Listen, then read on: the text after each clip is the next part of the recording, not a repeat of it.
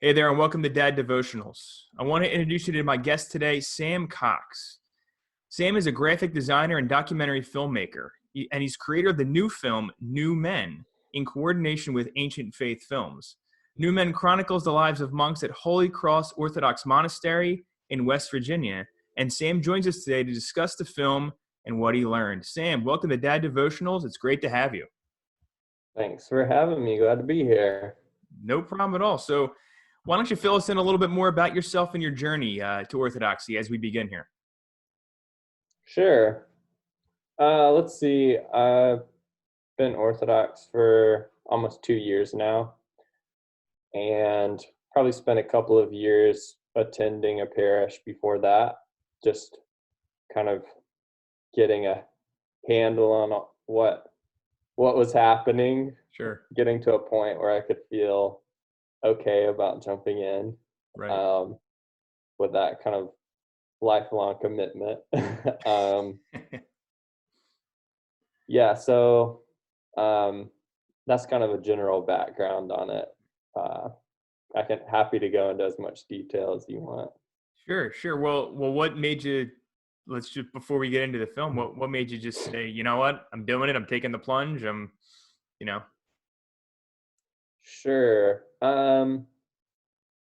Well, I was actually at the monastery filming when I made that decision to Okay. convert. Um, yeah, it was just through a conversation. I mean, I guess if I'm going to identify a point, it was a conversation I had with the abbot because while I was filming, I was just continually asking questions of people and had access to a community of people who are just living out the kind of Orthodox tradition all day, every day.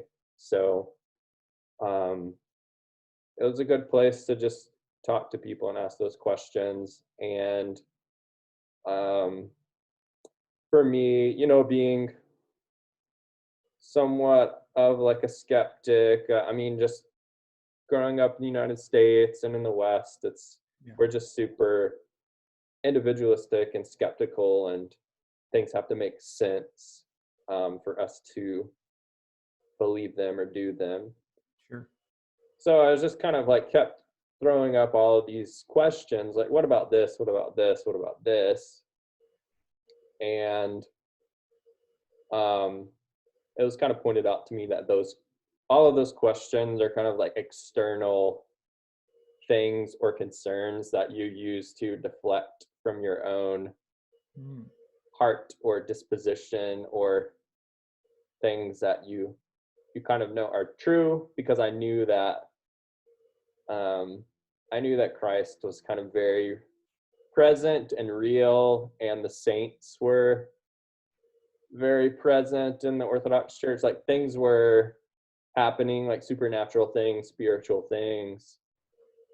So I knew that, but just because you know that doesn't it's difficult to kind of align yourself with that to say, okay, well, I'm going to be on board with that. So I was kind of using all those questions to just shield myself from like a spiritual reality I knew was real. Right. Um, so once that was kind of pointed out to me, um, I thought about it and I was like, yeah, I do. But yeah, I do want to be Orthodox. And I think at that point, that's when I started like doing a regular prayers. Hmm. And I think that really opened the door, is that not just like the Orthodox Church, but just Christianity in general suddenly made sense through contemplative prayers, Hmm.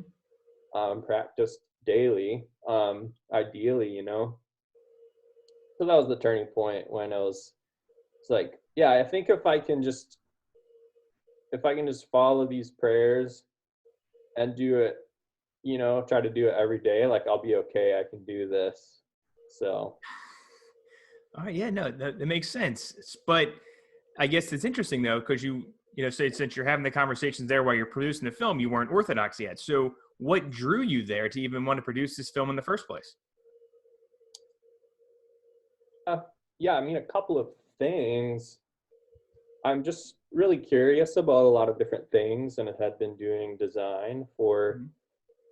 probably a decade, and I wanted to explore artistically other mediums, and I think film is just one of the most powerful mediums, and you could write some kind of blog post or no, sorry, nothing against blogs, Right, but right. like you could have a blog or go do like an academic program and write like scholarly articles about really important things, but a lot of people aren't going to have access to that. But if you make a good film, you kind of people are going to sit down and watch that, and you're going to have their attention for that whole span of time. You can kind of communicate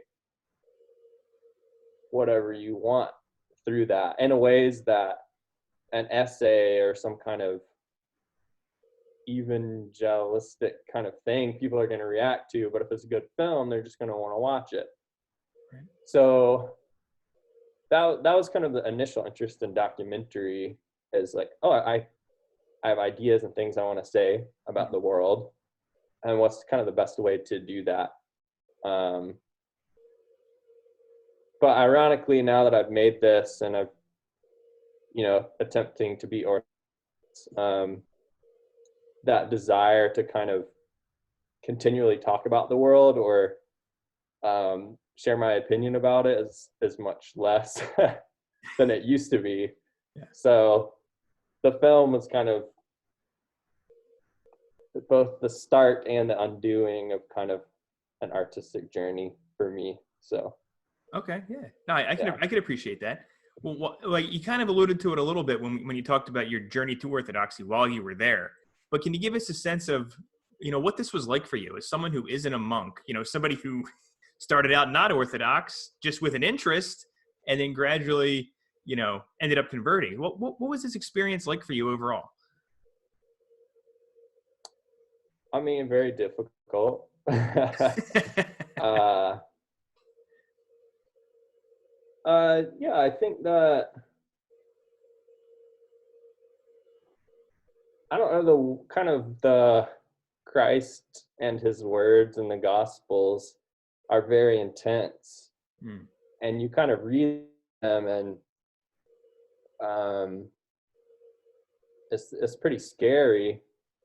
And so I think a decision to kind of join the church is like, okay, I need to actually take these words seriously. Right. Um and it seemed like the Orthodox Church actually was like taking Christ very seriously, not just kind of the actions he performed, um, kind of these salvific actions that we kind of partake in, but his actual life, um, which was very difficult. Like Christ, at least toward the end, had a pretty difficult life, and that's what we shouldn't necessarily think we're going to escape that Right. if we're following Christ. Um, so that was definitely kind of scary to me. And just also like none of my family is Orthodox. Like none of my friends were. I've made Orthodox friends, but none of my close friends who had kind of been traveling through life with were. My girlfriend wasn't. Mhm. So there wasn't like a big incentive, like there was no like social incentive. And so I'm very curious about that, of like people who have been compelled by something in the church that they have no other incentive. Like it's not going to give them like social gain Right. Right. or even make them like feel good to be Orthodox. I've run into that myself. I'm 4 years in. My wife converted about 15 years ago, and yeah, there is no. I mean, I grew up Catholic, so everyone I know is Catholic, and that's where all the activities are for young children. I have a 4 and a 2-year-old, so they're all where I am. It's all based on Catholicism or even evangelicalism, Protestantism. So yeah, Yeah. no, there was no social incentive. It was more this just seemed. I mean, you felt the truth was there that wasn't there in Catholicism, at least for me. And then also the added concept that we wanted to raise our children in the one true faith, and that was really big for us and motivating factor too. Yeah, definitely. Um, what were the monks like? I mean, in seeing the film, I mean, yeah, they've all had obviously lives previously, but what were they like to interact with? There were some more comical than others? Were they just like regular guys, or was it a little bit different? Yeah, I mean, that was a big challenge making this film initially, to just kind of know how to behave at a monastery, Sure. or even in an Orthodox church. Like, where Right. where can I stand? Yeah. What do I do with myself? Um, but yeah, I think the monastic life, all different kinds of people are drawn to that. So men at the monastery who are maybe a little more extroverted or outgoing, those are the people who might be in like the role of a guest master, or interacting with pilgrims, things like Mhm. that. Things like that. Um, and I mean, general kind of like chit chat isn't necessarily encouraged. So that was a barrier initially to kind of getting to know monks, because you're not just chatting casually like Right. Right. you would normally. Yeah. But I mean, it seemed like maybe, I mean, monasticism does attract like a particular kind of, I think in the United States right now, it really does attract people who are maybe a little more naturally contemplative, or just thinking deeply, or thinking a little more existentially. Sure. Sure. But kind of like an old world country like Romania, just there's so many monasteries there that it's probably attracting like a wider field of personalities. Yeah, that makes sense. Yeah. Around this, I thought this was really interesting. I really like this part. So around the 22-minute mark, there's a monk who discusses how they're forced to focus on themselves. And he says this: the things that you don't like about your life are ultimately things you don't like about yourself. Tell me your reaction to those comments when you first heard them. I think that's probably my favorite line in the film, Yeah. actually. Um, and I think it's true. And then, but I've also, I mean, bad things have happened in my life, but I've had like a fairly okay life. Um, um, so statements like that can be tricky, because um,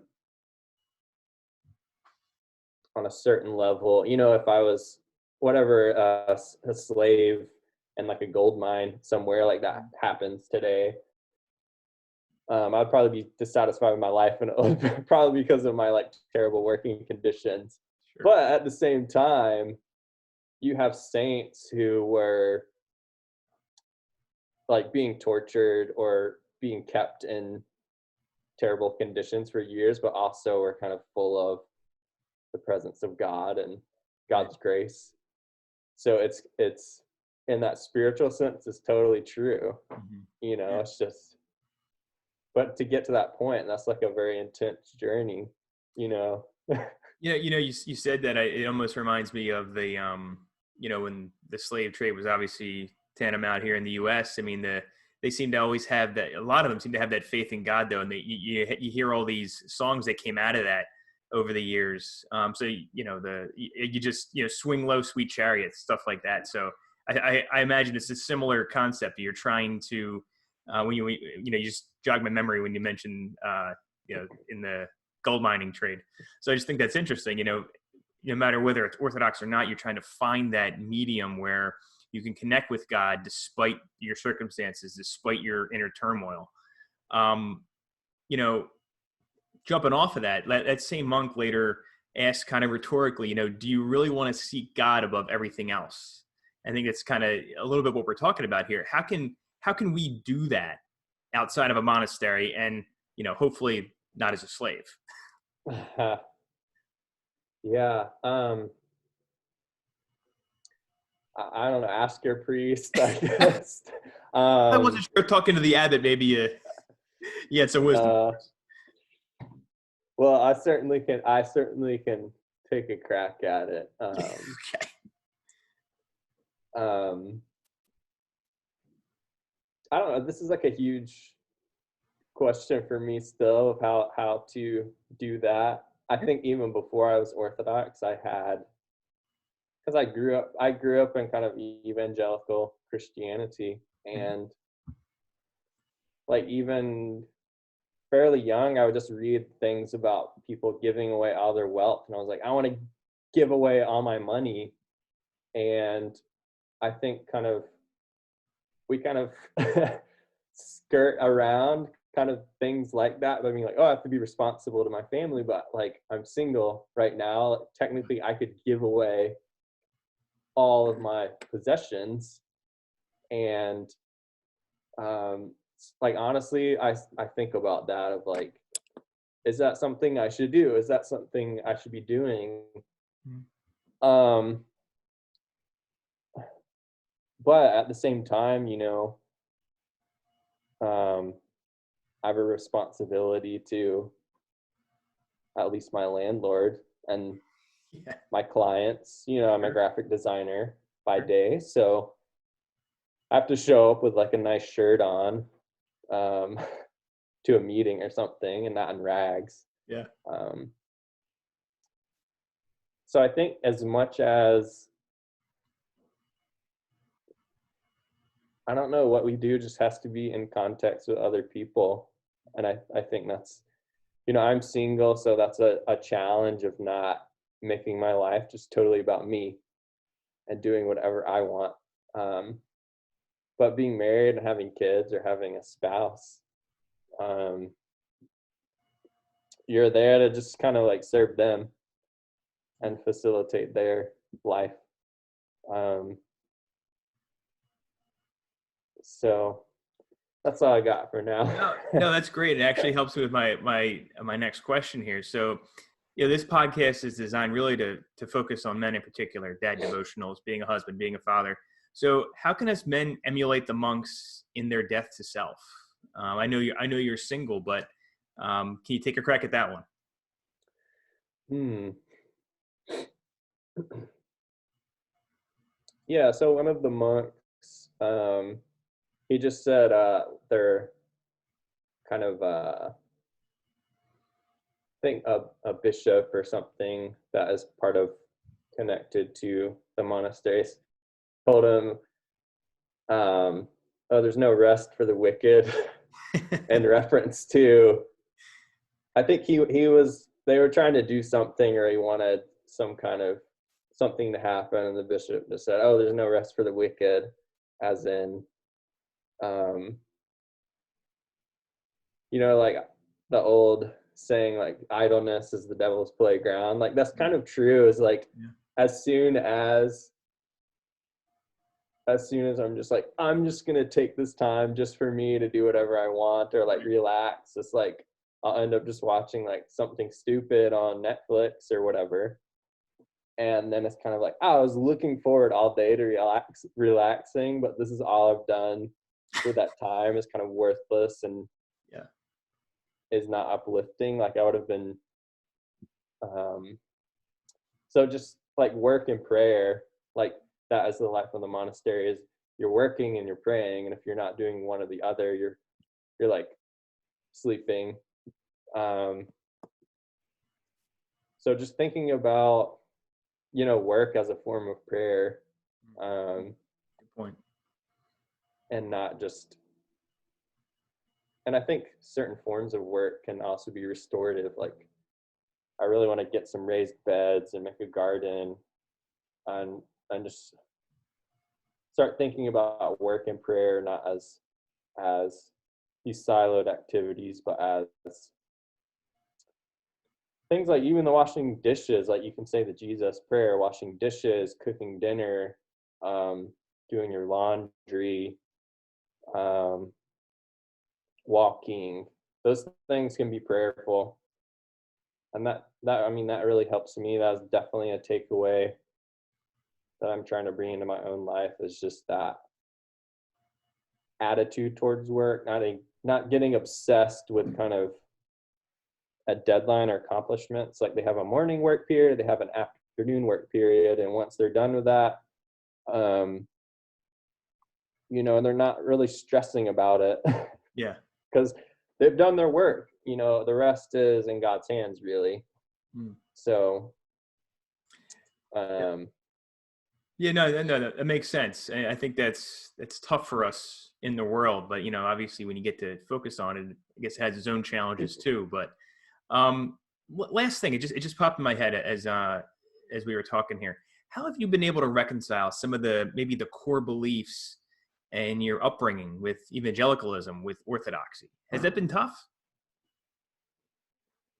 not as much as one might think. Okay. Because I grew up in kind of a Pentecostal, charismatic kind of world. Okay. And so a lot of those things happen within the church. Just like spiritual warfare is very present, or it is kind of an acknowledged thing, is that there are dark spiritual forces that want to bring you down and get you, like real spiritual personalities that want to see your demise. And so just kind of like the Holy Spirit, the work of the Holy Spirit, being connected to God, it's like in your heart. Mm-hmm. Those are languages that are used in both places. And then Okay. No, I appreciate you sharing that. I just thought of it. I thought I'd ask because I know a lot of people, especially in America, obviously they're not cradle Orthodox, unless they came over here on the boat. So it's right. interesting to see how people have reconciled some of that, because I know there's a little bit of differences in Catholicism as well. So it was tough for me. Like, wait a minute, we don't acknowledge the Pope? What's this? Because it was a very big deal for me growing up in Catholic grade school, high school, and college. So yeah. Okay, last thing I got for you. Any projects that are coming up outside of New Men that you want to tell us about, and where can we learn more about the film? Well, early stages of another film. I haven't quite decided what it's about yet. Okay. But I'm very interested in the aesthetics of spirituality and iconography, both in the Orthodox Church and more broadly in other spiritual traditions, and the power of iconography and images, and symbolism. So the next, I think, film is going to be just exploring that, the aesthetics of religion or spirituality. And then so many thoughts about that, but that's Sure. much No, I got that's right great. now. And then learn about, just go to newmendoc.com. So newmendoc.com, and then that links to where you can watch the film, buy a DVD, read about the film, send me an email. All that is there. Perfect. Sam, this has been a pleasure. I really appreciate you sharing your insights. And I know I enjoyed watching the film last night with my wife, and we'll probably watch it again sometime soon. So I encourage everyone to check it out. And Sam, this has been a pleasure. Thank you so much. And look to have you back sometime soon to discuss maybe the new iconography film. So thank you. Definitely. Yeah, thanks for having me. Appreciate it. Bye-bye.